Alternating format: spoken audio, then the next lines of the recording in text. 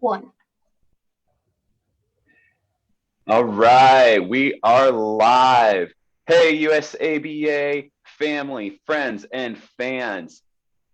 Welcome to our second ever Facebook Live series that we are calling The Blind Spot. And this is where we talk with blind athletes reaching excellence.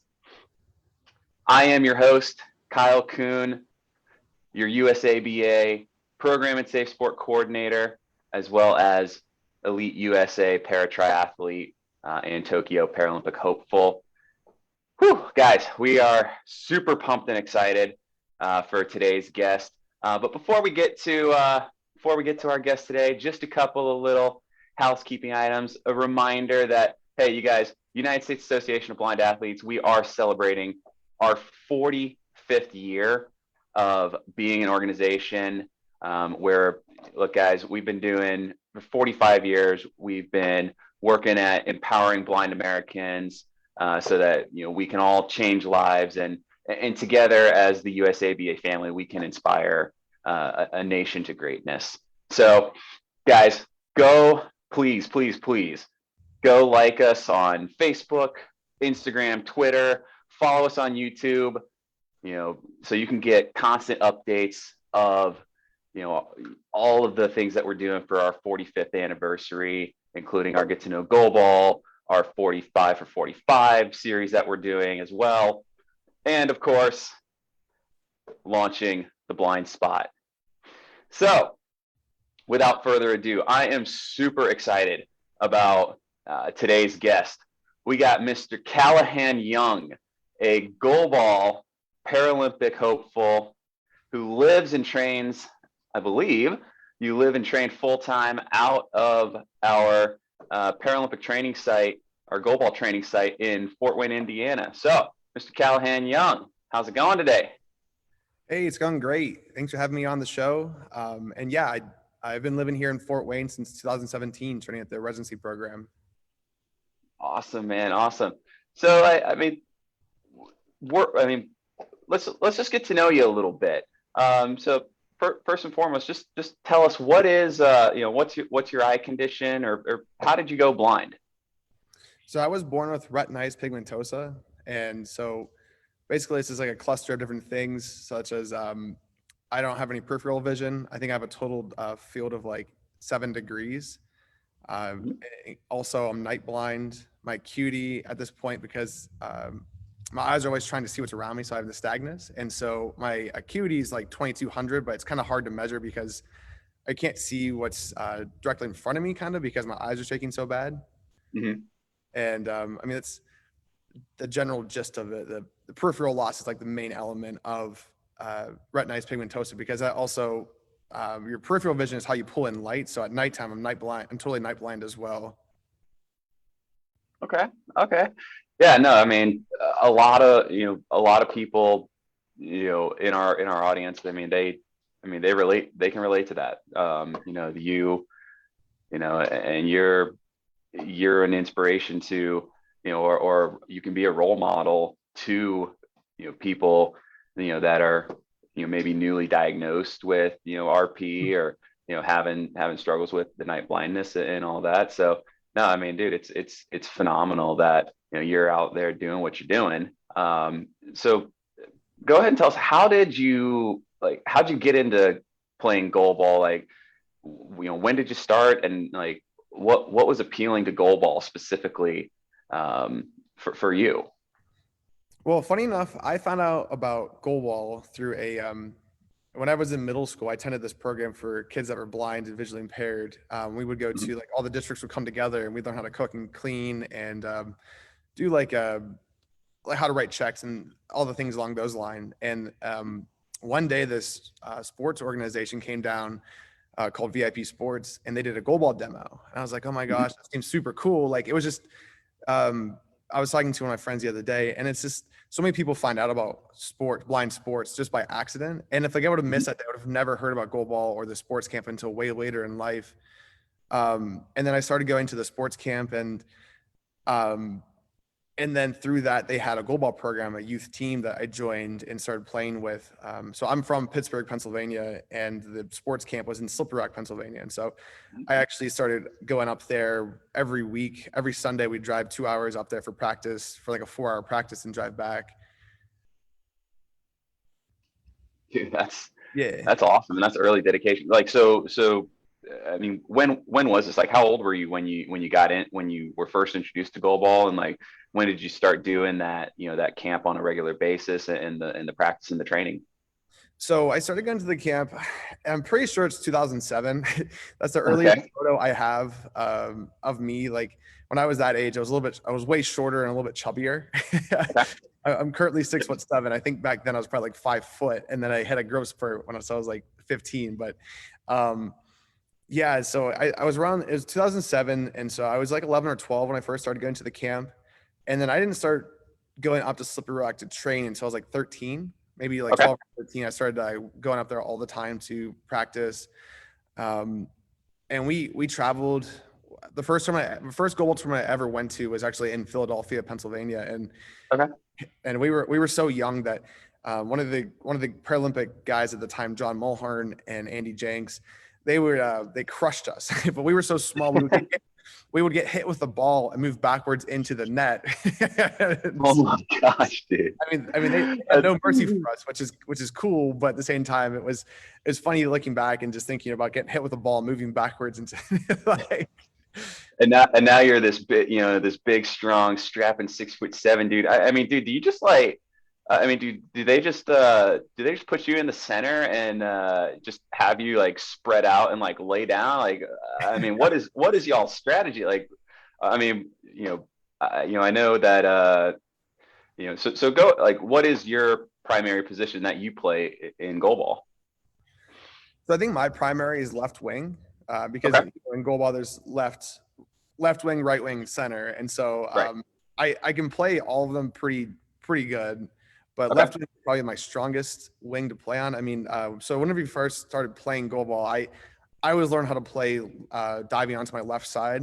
I don't know if it Ah, was out of luck or just that's just one I learned first and it's just comfortable, but so that's always been okay. like my more comfortable for me, and so I kind of just like naturally fit into left wing really well. Okay. And All then the right. strategy is, yeah, I mean, try to get blocked. I always joke like before a game, I'm like, okay, guys, let's block all these balls and try to score as many as we can. I mean, that's like the basic fundamental, like the super basic view of goalball. But Yeah. literally, I just try to, being so tall, I'm very fortunate that I can get from point A to point B pretty quickly. Yeah. No, absolutely. I mean, that kind of lends into another question. I mean, you're 6'7". Mhm. You're a tall dude, Oh yeah. and you can't see. And you know the question I'm about to ask. Oh, How often do you have to duck and run into stuff? Because I mean, I'm 5'11", and I'm always constantly ducking my head. yeah. I mean, dude, you're almost a foot taller than me. I can only imagine. It is ridiculous because if they had a cane that was tall enough that I could do for my head as well, that would be perfect. But a lot of stupid things that I hit my head on, it's ridiculous. Like exit signs. Whenever you're like Yeah. when you have those exit signs hanging, I hit my head on those. Flying is awful because I mean everything Oh, is like so dude. condensed, and so not only are the seats small, but like on the ceiling they have like flotation rafts kind of like on the ceiling and those like little Mhm. covers, and I always hit my head on those. And Oh, dude. one of the first times I ever flew, going into the plane itself, the lip of the door, I smacked my head on, and the flight attendant Oh. goes, "Well, that'll smack some sense into you." And Oh. I'm just like, "Come Oh. on, no sympathy for me whatsoever here."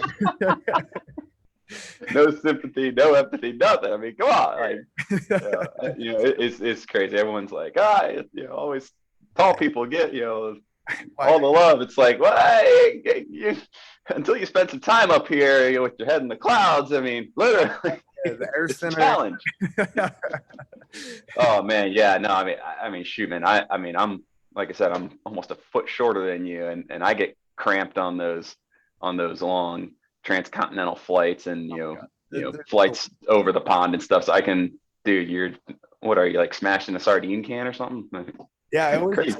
So one of my favorite memories is in 2015 I went to Moscow, Uh-huh. Russia, and Oh wow, that's awesome. so we flew from Washington D.C. and then flying back from Moscow to the D.C. The person in front of me was complaining that my knees were in his back, and like there's nothing I could do. I mean, Right. there's literally nothing I can do. And so they ended up moving me up to Economy Plus. Okay. Hey. And so you know what? Perks. It's a win for me. Yeah, absolutely, man. Absolutely. No, hey, gotta love the perks. Gotta love the perks. Oh yeah. Um, so like, let's rewind a little bit. I mean, you've been playing goalball. I mean, how old are you now? I just turned 26. So just turned 26. So like you're, 2007. So you've been playing goalball for like, 14, 15 years, Yeah. since you're like 12 years, 12, 13 years old. Um, who would you say has kind of been your biggest influence in your sporting life? So the biggest influence. So my first coach ever was Wendy Fagan, and Okay. she's a professor at Slippery Rock University, and she runs what was VIP Sports, but it's now Envision Blind Sports. Okay. And so she was like the first person that actually like coached me in the sport. I played other sports that, growing up, I played baseball, basketball, football. I did track and Hmm. field. Um, Yeah. so I did everything, but I never really had a coach that really, like hit home with me for like where I could be and what I could do. And Hmm. so we had a few seasons for the VIP sports program where we traveled to youth nationals and we got 12th place once. And then the next season, she sat us all down and was like, listen, we can either win, like we can be the best team, we can win, or we could just do this for fun and just not really care and just go down and play. And so that Hmm. was the first I was really like given the opportunity to be like, oh my gosh, I really want to compete and win at this. And so, I mean, that always resonated really well with me. And so I'd say she's been like the person that really led me to where I am now. Awesome, man. Awesome. Yeah. No, we've all got those, those coaches and those people that just kind of push us, that kind of get us started and help to push us to the next level. So I love hearing that, you know, I'm not the only one that remembers, the people that, help us get to where we are. And, we always look back and remember like, man, I love, you know, Yeah. love those people that got me into this, Yeah. And it's like, I awesome. definitely wouldn't be here if it wasn't for those experiences. Like, it would not be, it's funny because it's like a trickle down effect. I ended up going to Slippery Rock University where she teaches, like Okay. I knew people that were there. I felt comfortable there. And so, like, it's just funny how my life kind of pieced together through those connections that I had. Yeah. Would you study at Slippery Rock? So I made, I majored in recreational therapy and then I Okay. minored in adapted physical activity. Okay. Awesome. Yeah. So, I mean, I mean, obviously you play goalball, pretty much on a full-time basis as part of the resident program that we've got in Fort Wayne. Um, you know, what else outside of goalball, are you interested in? Like, do you have a part-time or a full-time job outside of goalball? Well, I'm currently a full-time graduate student. So Okay. I go to George Mason University and I'm getting my master's in healthcare administration. I'm actually Oh, in my awesome. last class right now. So Ah, I'm very thankful for that. that's It's, awesome. That's awesome. Congratulations. I appreciate it. It's a very intensive, it's one class every 8 weeks. And so they're condensed from 16 weeks to 8 weeks. And it is, Ah, and throughout the year, you get like 1 week off.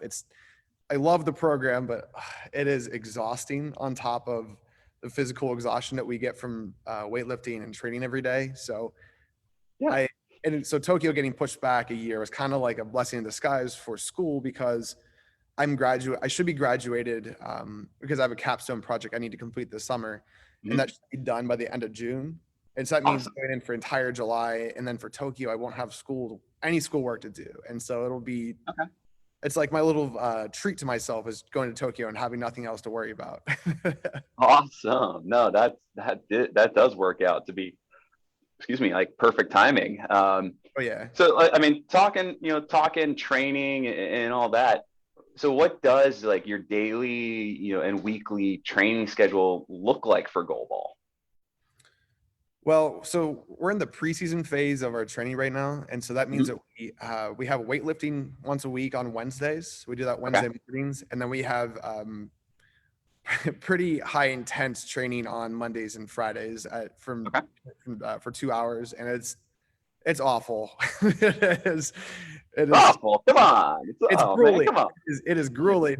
There you go. There you go. It is, yeah, it's a better adjective for it. But I mean, I love There you it. go. I miss playing football. And so Okay. those football conditioning workouts that we always did, they're so hard, but I love that kind of working out. And so Yeah. it reminds me of like playing football. You just need to get some shoulder pads and helmets on all of us, and we could play blind That's football. awesome. But then That's awesome. right now we're also practicing twice a week on Tuesdays and Thursdays for Okay. 3. So and then this cycle goes until the end of this month, and then we kick into like our in-season phase where we have 3 practices a month or 3 Okay. practices a week with 2 weightlifting. I think it's like a weightlifting and 2. It's pretty much the same weightlifting and cardio workouts that we do, but with more practice. Nice. Nice. Mhm. Yeah, no, that's pretty intense. And like, I mean, we were chatting a little bit beforehand, that you're you're starting to dip your toe into some other sports, particularly my sport with a little with a little there's some temptation with some triathlon and some desire to get into running and all that. Yeah. So I mean, I dig it. I love it. But like, what do you think about like what do you think about specializing in a sport? Like, I mean, obviously you're totally, I mean, you love goalball, you're into goalball, but you've been super involved in, like you said, football, track and field. Obviously, for when you're starting to get the itch for triathlon and stuff like that as well. Do you think it is important to, for you as someone who's visually impaired, to be involved in other sports, as and not just focus on one sport? Or like, what's kind of your take on that? Well, I I'm a full-time global athlete, so like I'm not going to jeopardize anything. But Of course not. when it comes to like other sports, I don't know. I just think it keeps like mentally fresh. I love to Yeah. run, and so like Okay.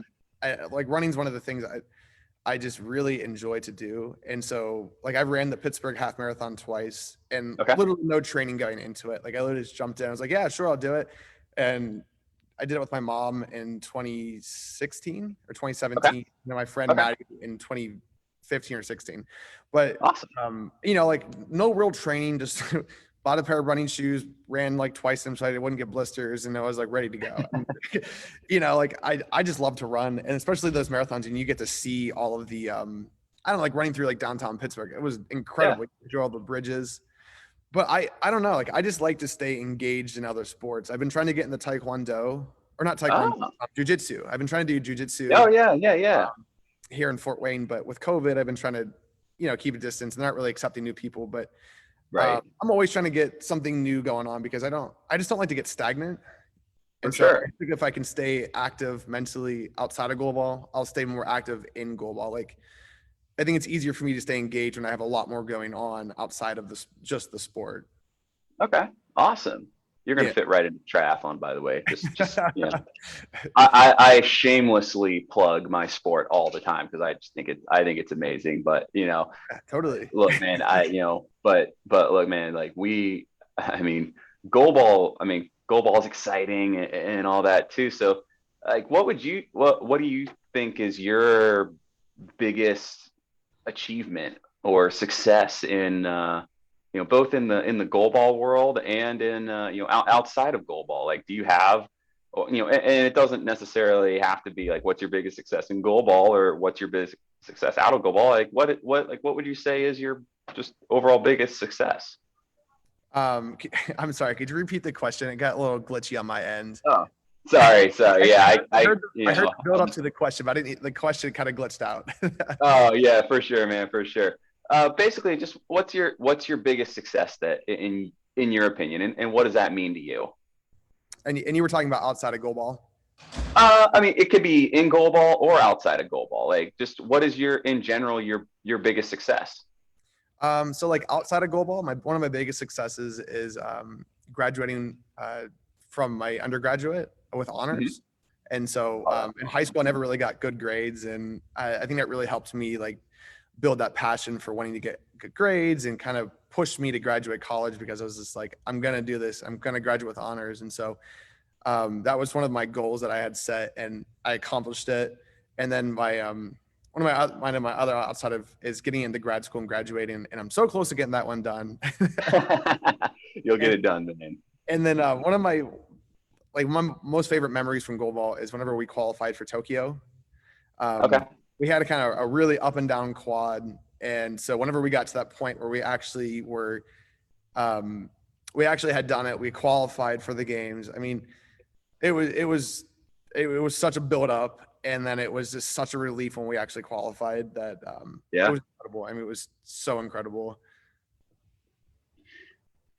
dude. Yeah. No, I mean, I can only imagine, like, because now you're just focused on, you just got to peak and be ready for the games, and that's Yeah. that's that's got to be a huge weight off your shoulders.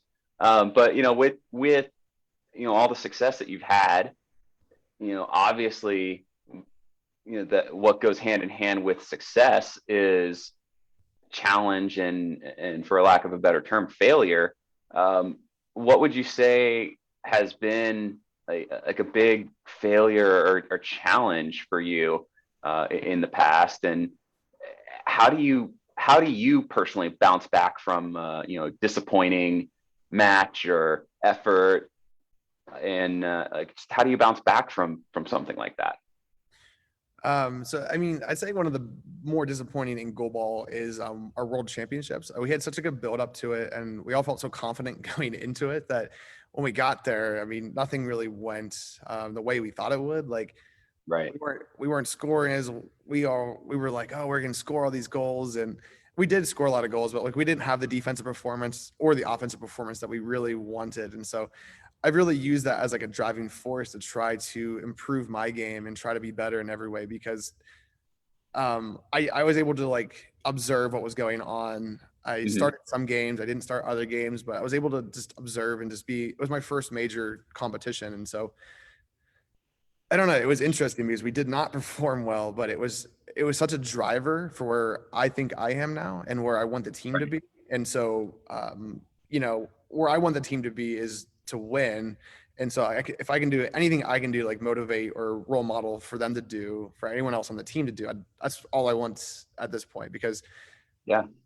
trying to get that, watching those people get their medals at the world championships sucked because I'm like, man, that really could have been us if we were just more cohesive or more consistent, anything along those lines. Yeah. No, absolutely. I mean, and that's a man. It's that's the beauty and curse, I guess, of being on a team, and is that, look, you like, we all, obviously all of us, we love the limelight. We want to be the star of the show, but Yeah. in goalball, you're out there, with, you're battling with, at any one time you're with two other guys on the floor. Talk about some of the team dynamics, and like how you guys work together as a team, and how you build that camaraderie and that sportsmanship, um, among you guys. Yeah. So, I mean, it's hard because like, in order to build that, you got to be on the court together. And so Yeah. I mean, for the majority of you, you got to be on the court. I mean, you can obviously get like, do team building stuff that's off the court. And we just started working with a sports psychologist and Mm. working in that realm, which has been awesome for our team. And I know the women's team as well has been working with a sports psychologist. But Mhm. like on the court, it's all about trust because everyone has goggles on, so I can see pretty well, and there's Mhm. wide range of people who how well people can see on the team. And so it's all about trust because, for example, like if the ball is going to the other side of the court, going to the right side of the court, I'm playing left wing. I need to get up and like sprint to the other side on the goal line and like kind of do like a sliding dive to try to save a ball if it's popped up. And I need to trust that like my teammates aren't going to be on that back area because I'm a 250-pound, 6'7" dude. I'm gonna crush, like Yeah. I'm not. And the last thing I want to do is hurt anyone. Like it's the complete opposite of what I want. All I want to do is stop the ball. So, I just think it's like trying to build trust with your teammates is the biggest thing. And so, getting on the court and actually getting like a scenario or situations where you need to trust the other player. If someone's like, I want the ball, I can hit this spot. I want to be able to be like, okay, yes, I completely trust you and know that you can hit that shot. That's awesome, man. Yeah, and I think that applies to our lives outside of sport as well. Oh yeah. Because you're like you learn to trust your teammates on the court, and your teammates learn to trust you. And what you said was that one of the things you got to do to build that trust is to get on the court together and do battle together and train together. And I think that's that's something we can apply to our lives outside of elite sport, which is really cool. I mean, if we want to be physically active and get out into the community and stuff, then we gotta be willing to put ourselves out there and reach out and advocate for ourselves. So I mean, I think it sounds like to me you've done a pretty darn good job of doing that. It's really cool because it's like transferable into like a professional career. So like a lot of the stuff I learned for healthcare admin is, I mean, a lot of it is teamwork based or trying to handle culture change or, cutting waste and finding better ways to do things. And a lot of those things involve trust and trusting that the process is going to work. And so it's cool to see like the transferable skills as I learned them in school. And like they both collide in my life of the professional and for sports and for work. That's awesome. All right, Calahan, let's hit some lightning fast some questions, some like lightning round questions here. Okay. First and foremost, what's your Goalball number? I'm 6. 6. I have to divert real quick.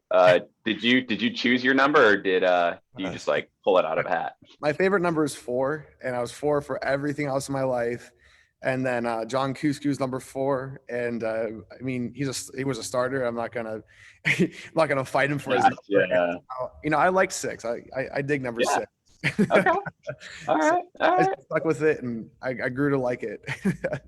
Hey, that's sometimes you play with the hand you're dealt, and I think you're wearing number 6 pretty darn good.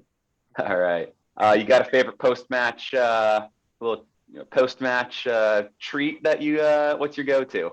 If it's like a post-tournament, anything like greasy and salty, because I feel like all tournament you kind of build up, you eat you try to eat so perfectly and healthy, and we're just learning from our dietitian right now, like you should just eat super healthy and don't think about any other foods during competitions. And so that's my new goal.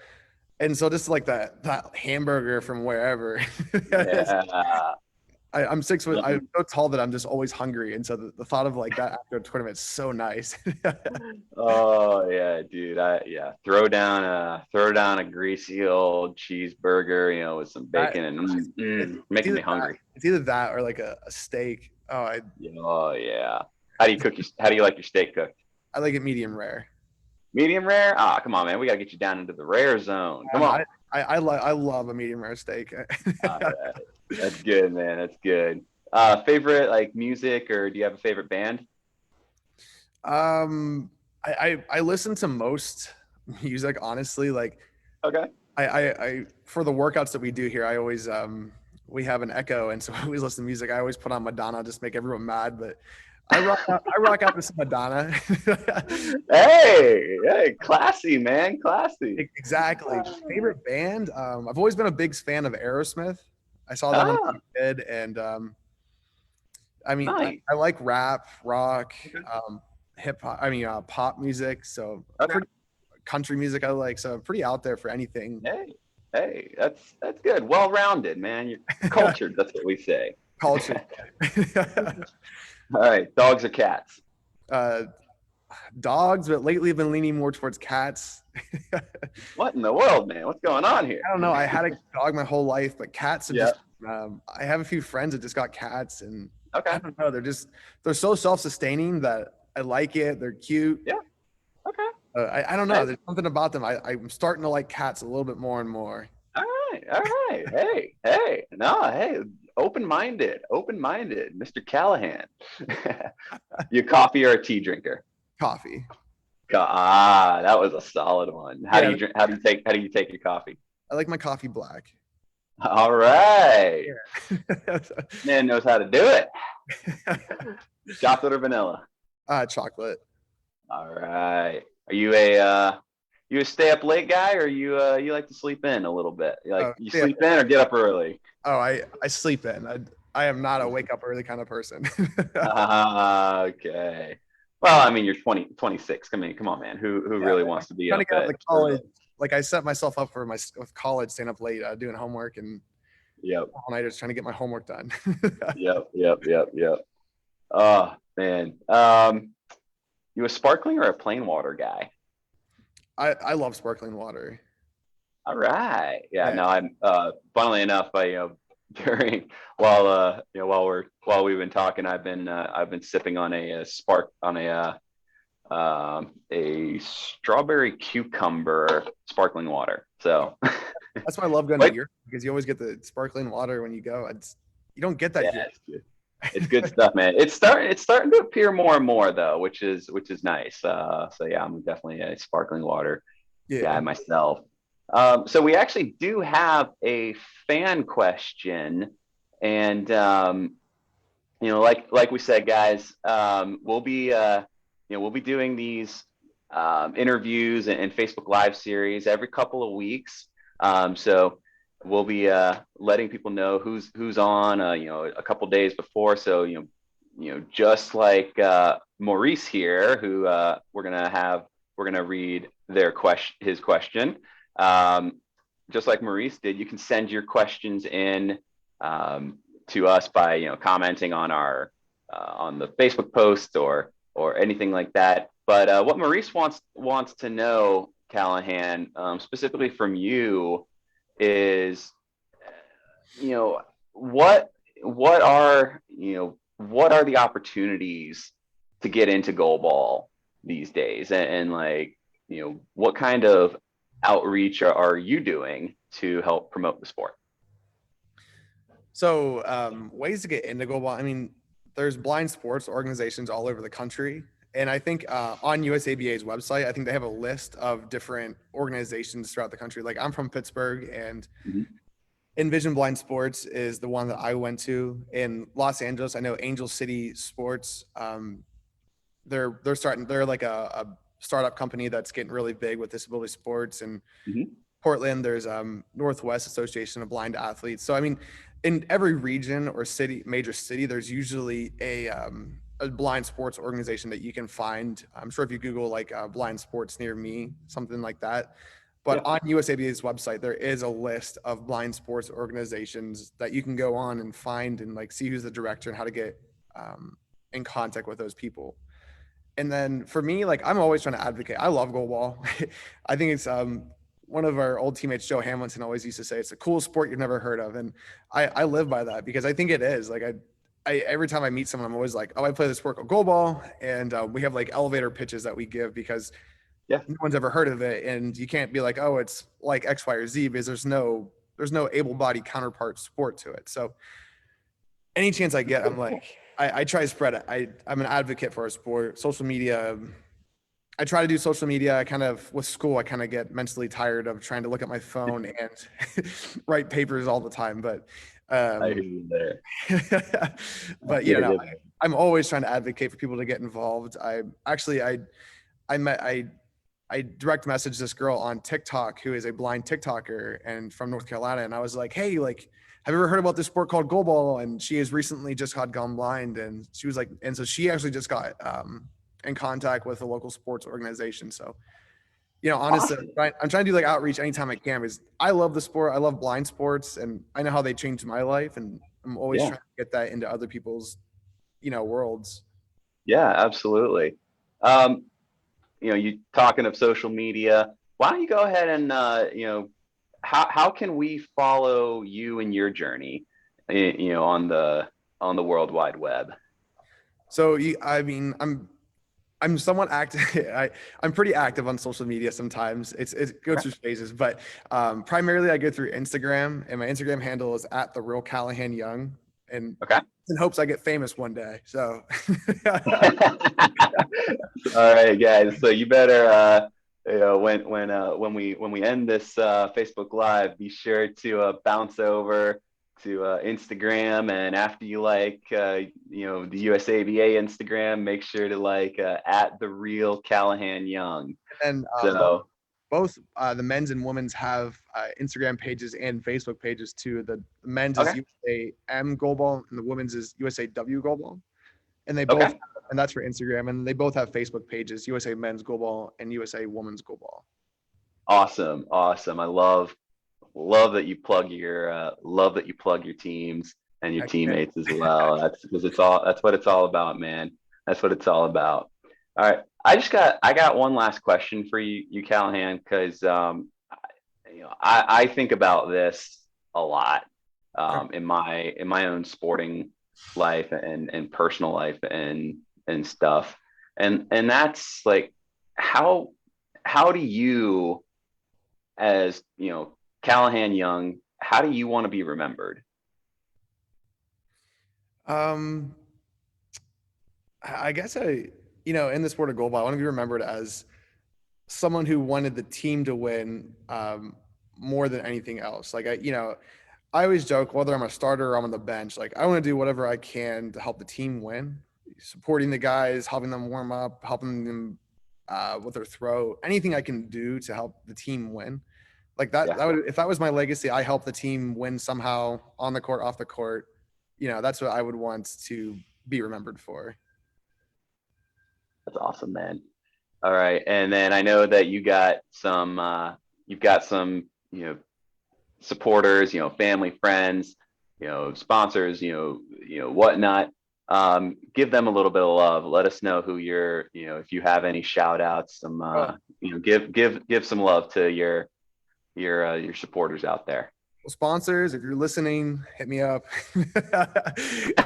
I hear you there. I'd love to get some sponsors. Hit me up. But my number one fan is my mom. I know she's out there listening somewhere. My dad. I know Wendy Fagan's probably out there listening. Josh Lucas too. One of my best buddies, Ray. But yeah, I mean, I have the best fans in the world. Everyone's family and friends is everyone's best fans, and so I appreciate them so immensely. Amen to that, man. Amen to that. All right, you guys. That is Mr. Callahan Young. Remember to follow him at the real Callahan Young on Instagram.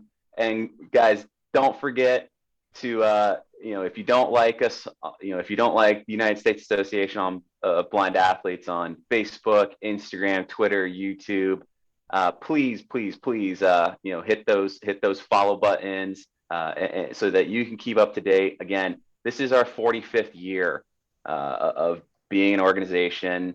Calahan here is a prime example of why we do what we do. And this dude was empowered to take up sport, and look, he's 26 years old. He's chasing a Paralympic dream, and but man, he's going to go a lot further than just the Paralympics. So be sure to follow us: Facebook, Twitter, Instagram, YouTube, the whole 9 yards. We'll be doing a whole lot more of these interviews on Facebook Live. We'll be posting up lots of things celebrating our 45th year anniversary. So once again, Calahan, thank you so very much for your time. I know you've got some training and some schoolwork coming up later today. So thanks Yes. for taking a little bit of time out of your busy schedule to hang out and chat with me a little bit. Yeah. Um, Thank you so much for having me on. I appreciate it. Absolutely. All right, you guys, share the love. Tell your friends and family to like USABA on Facebook, Instagram, Twitter. Tell them to follow Calahan Young on Instagram at the real Calahan Young. And we'll be back in a couple of weeks with another blind spot where we're going to talk to another blind athlete that's reaching excellence. Thank you guys so much. Take it easy.